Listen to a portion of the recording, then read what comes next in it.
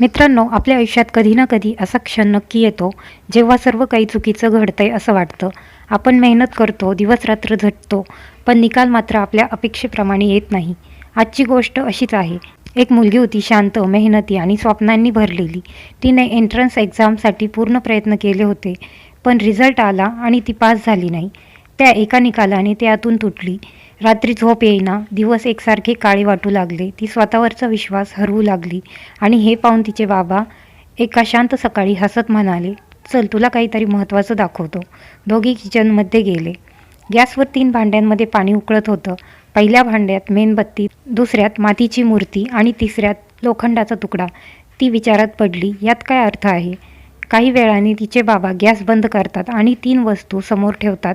मेणबत्ती पूर्णपणे वितळलेली, मूर्ती तडकलेली, लोखंड गरम झालं होतं पण अजूनही मजबूत होतं. तिचे बाबा म्हणाले, "बाळा, तिन्ही एकाच उकळत्या पाण्यात होते. परिस्थिती एकच होती, पण प्रत्येकीने वेगळा प्रतिसाद दिला." मेणबत्ती वितळली, मूर्ती तुटली, लोखंड मजबूत झालं. आणि आता विचार कर, तू आयुष्यात कोण होणार? अपयशाच्या उकळत्या पाण्यात वितळणारी मेणबत्ती, दाबाने फुटणारी मूर्ती, की तापून पण अधिक मजबूत होणारं लोखंड?